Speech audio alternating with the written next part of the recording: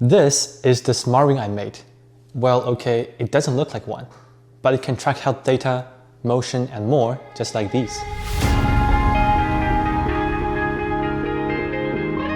As smart rings become popular, I really wanted to understand how they actually work. But there is a problem. I couldn't find any good open source smart rings. Nope. So I bought these cheap ones and started tearing them down to see what's inside. After some investigation, I realized something surprising. The overall structure is actually pretty straightforward. And that's when I decided, why not build my own smart ring?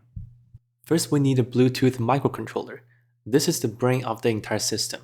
With this, we can start plugging all kinds of sensors and turning this into something really powerful.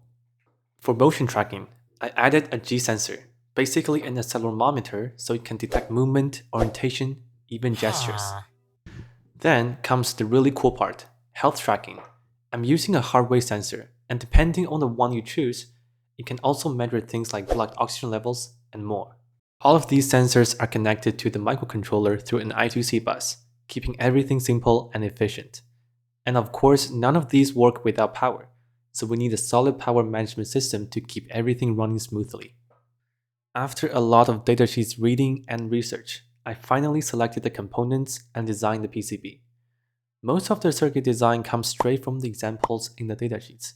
My job was to connect everything together into one clean system. And this is the result. A simple 2-layer PCB, clean, compact, and beautiful.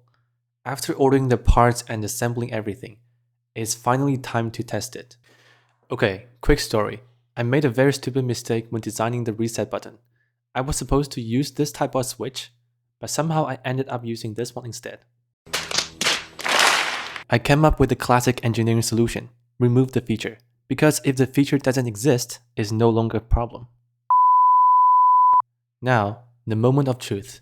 I flashed my first firmware onto the board, and voila, the firmware is successfully loaded to the board.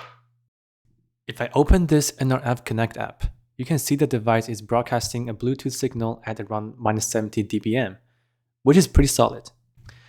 Now that I can connect the device to my phone, the final step is sending all the sensor data over using GATT service, and building a custom app to improve the user experience. That's the full pipeline. From sensors all the way to your phone. It sounds like a lot, but don't worry, I'll be releasing full documentation along with the step-by-step tutorials covering everything from hardware, embedded coding, and app development, so you can build your own for just under $5. Now, to take this further, I need to turn this rigid PCB into something like this, and then turn that into a production-ready smart ring. This challenge is on a different level. We're talking about flexible PCBs, advanced packaging, and more. And here's the catch.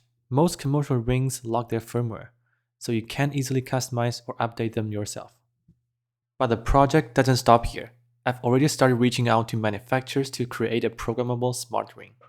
If enough people are interested, I'll push to make it happen and bring a truly open source and programmable smart ring to life.